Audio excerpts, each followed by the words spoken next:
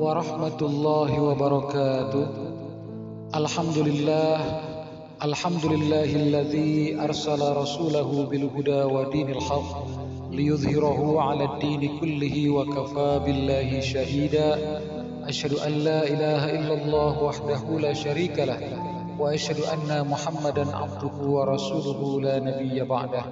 Allahumma salli wa sallim ala nabiyyina Muhammad wa ala alihi wa ashabihi ajma'in, amma ba'du. Sahabat Lembakum dimanapun berada, tema tausiah kita kali ini adalah tentang investasi amal di dunia dan di akhirat. Investasi amal di dunia dan di akhirat. Dalam salah satu hadisnya, Rasulullah Shallallahu Alaihi Wasallam bersabda, "Idza mata ibnu Adam inqata'a amaluhu illa min thalathin, sadaqatin jariyatin, aw ilmin yuntafa'u bihi, aw waladin shalihin yad'ulah." Rasulullah bersabda, "Idza mata ibnu Adam," jika seorang anak keturunan Nabi Adam meninggal dunia, jika seorang manusia meninggal dunia, inqata'a amaluhu, maka terputuslah amal-amalnya, illa min thalathin, kecuali 3 perkara, kecuali 3 hal, kecuali 3 bentuk amalan.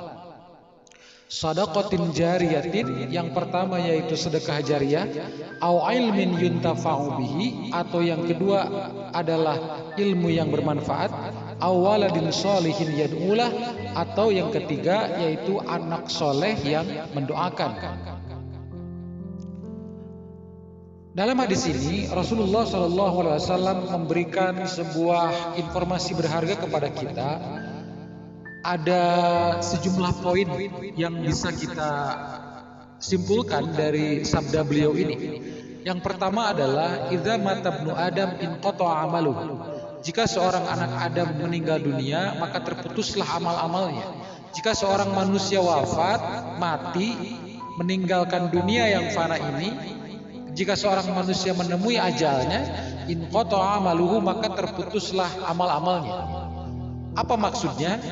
Maksudnya adalah ketika seseorang masih hidup, maka tentu saja dia masih bisa melakukan berbagai amalan. Dia masih bisa sholat, masih bisa puasa, masih bisa bersedekah, masih bisa membaca Al-Quran, dan lain sebagainya. Sehingga ketika dia masih bisa beramal, maka dia masih bisa terus menambah pahala-pahala amalnya. Karena orangnya masih hidup. Orangnya masih hidup, orangnya masih produktif, sehingga dia masih sangat mungkin melakukan berbagai amal yang tentu saja amal itu bisa mendatangkan pahala. Ibadah apapun bisa dia lakukan, dari mulai ibadah ritual sampai dengan ibadah sosial, ibadah mahdo ataupun ibadah goer mahdo bisa dia lakukan. Ketika dia bisa melakukan ibadah-ibadah tersebut, amal-amal kebaikan tersebut, tentu pahala kebaikannya bisa terus bertambah. Nah, ketika seseorang sudah meninggal dunia, tentu sudah tidak bisa lagi dia melaksanakan amalan-amalan itu. Ketika orang sudah meninggal kan sudah tidak mungkin lagi dia melaksanakan sholat, sudah tidak mungkin lagi membaca Al-Quran, sudah tidak mungkin lagi berangkat haji, berangkat umroh, sudah tidak mungkin lagi dia bersedekah dan lain sebagainya, begitu, karena dia sudah meninggal dunia. Itulah yang dimaksud dengan inqata'a amaluhu, terputuslah amal-amal. Memang terputus, tidak bisa berlanjut lagi setelah dia meninggal dunia. Karena terputus, amalnya berhenti, maka pahala-pahalanya pun berhenti. Pahalanya pun tidak bisa bertambah lagi. Pahalanya sudah stop sampai di situ. Karena amalnya pun terputus. Tidak ada amal, maka tidak ada pahala. Gitu. Nah, jadi ini adalah prinsip umumnya ya, yang disampaikan oleh Rasulullah, bahwa ketika seseorang meninggal dunia maka terputuslah amalnya. Nah, tetapi pada bagian akhir dari sabda beliau mengatakan illa min salasin, kecuali 3 hal. Jadi ada 3 hal yang dikecualikan, kata Rasulullah. Yang dikecualikan dari apa? Dikecualikan dari prinsip umum yang tadi. Jadi kalau yang tadi itu kan ketika dia itu meninggal dunia maka seluruh amalnya terputus, sehingga karena amalnya terputus dia sudah tidak bisa menambah pahalanya lagi. pahalanya sudah tidak bisa dia dapatkan lagi gitu. Nah, kecuali dalam 3 hal ini gitu. Jadi kalau dalam 3 hal yang akan disebutkan oleh Rasulullah ini, meskipun orangnya sudah meninggal tapi pahalanya tuh masih bisa terus mengalir, masih bisa terus bertambah. Jadi amalnya tuh tidak terputus gitu meskipun orangnya sudah meninggal dunia gitu.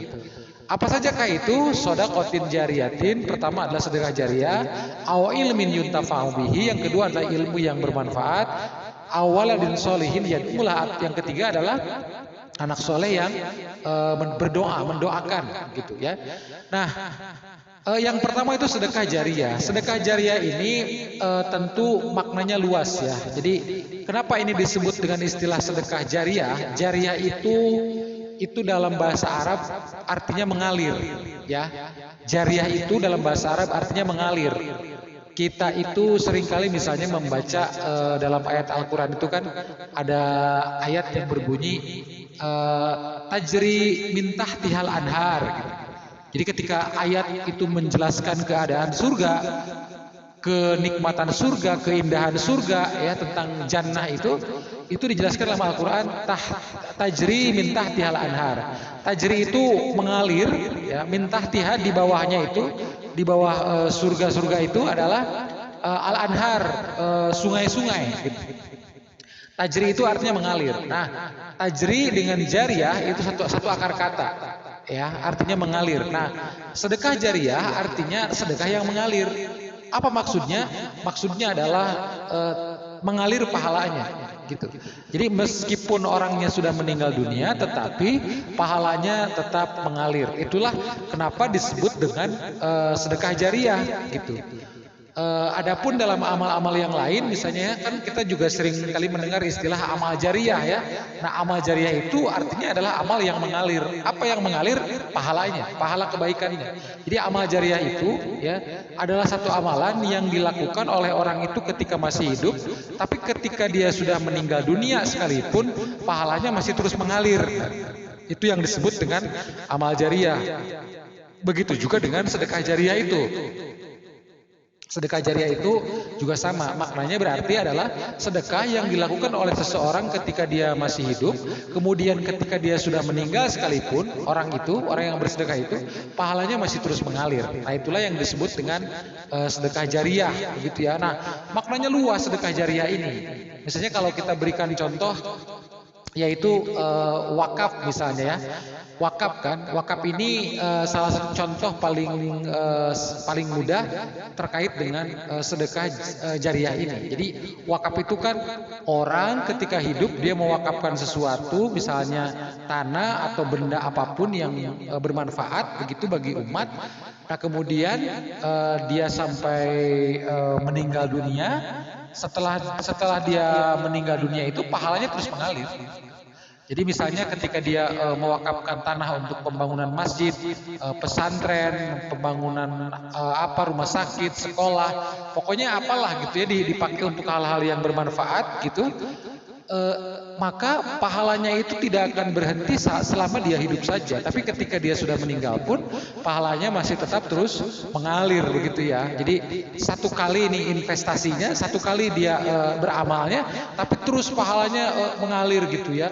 Jadi kalau dalam bahasa bisnis itu ya, dalam bahasa perekonomian, bahasa bisnis itu, sekali dia berinvestasi, profitnya terus mengalir gitu.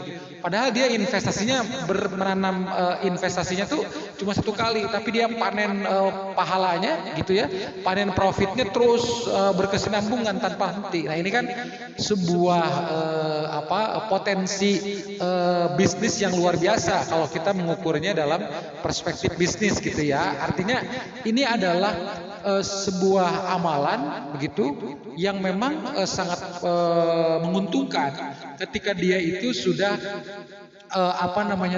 sudah katakanlah komitmen amalnya tersebut hanya kepada Allah Subhanahu wa taala, tulus, ikhlas kepada Allah Subhanahu wa taala. Karena memang wakaf itu harus benar-benar didasari dengan niat ikhlas karena Allah taala.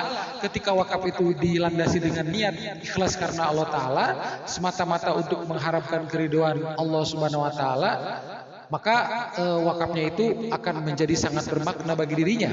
Begitu akan menjadi amal jariah tadi itu, masuk kategori sedekah jariah gitu ya.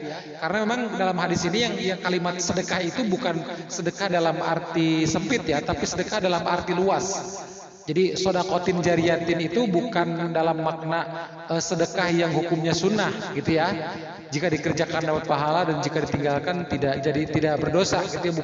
Bukan sedekah dalam makna itu, tapi sedekah itu dalam makna yang luas. Karena kalau kita buka Al-Quran misalnya ya, banyak juga kalimat-kalimat sedekah dalam Al-Quran yang itu kalimatnya itu sedekah begitu yang digunakan, tetapi maknanya adalah zakat misalnya.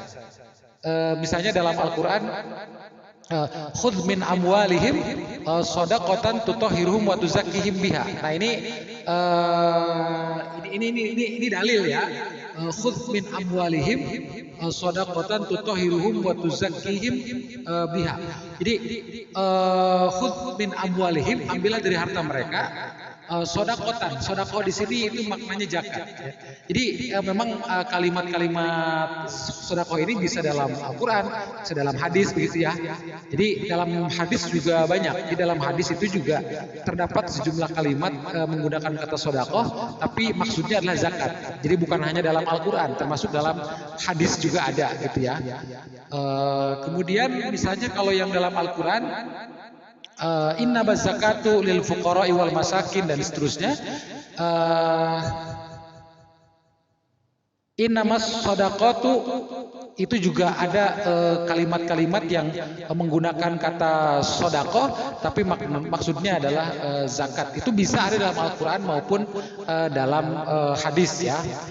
Jadi artinya yang ingin saya sampaikan bahwa kata sodakoh itu bisa bermakna luas atau bisa bermakna sempit.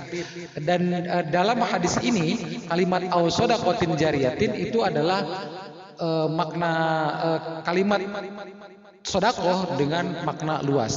Yang kedua, au ilmin yuntafa'u bihi, atau ilmu yang bermanfaat. Nah, ilmu yang bermanfaat ini kan artinya kita ketika hidup memberikan ilmu kepada orang lain, menjadi perantara ilmu kepada orang lain.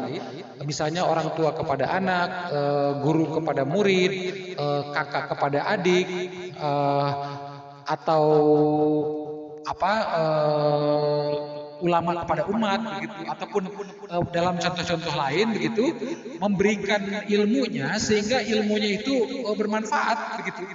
Misalnya orang tuanya mengajarkan anaknya sholat misalnya, orang tuanya mengajarkan anaknya membaca Al-Quran begitu ya. Nah berarti kan si anak itu tidak mungkin bisa sholat kalau tidak diajari oleh orang tuanya. Si anak itu tidak mungkin bisa baca Al-Quran kalau tidak diajari oleh orang tuanya. Nah, ketika si orang tua sudah meninggal sekalipun begitu, maka itu pahala kebaikan ilmu yang telah dia berikan itu terus mengalir sampai kapanpun begitu, terus mengalir abadi begitu ya. Karena kan ketika dia setiap anak itu membaca Al-Quran, terus mengalir pahalanya kepada orang tuanya yang telah ngajarin dia sampai bisa baca Al-Quran gitu. Meskipun orang tuanya orang tuanya sudah meninggal. Ketika dia bisa sholat karena diajarin orang tuanya, maka dia pun setiap dia sholat maka orang tuanya juga mendapatkan pahalanya, karena dia tidak mungkin bisa melaksanakan sholat jika tidak ada yang mengajarinya. Meskipun orang tuanya sudah meninggal, tetap orang tuanya mendapatkan pahala kebaikan terus mengalir. Itulah yang dimaksud dengan ilmu yang bermanfaat. Kemudian yang terakhir yaitu awal sholihin itulah anak soleh yang berdoa, yang mendoakan. Artinya anak soleh ini kan juga termasuk dari investasi ya, investasi orang tua. Anak ini soleh kan pasti tidak tiba-tiba, tapi si anak itu soleh pasti karena proses, karena didikan, bisa karena didikan orang tua, karena didikan guru, ya, didikan ustadz atau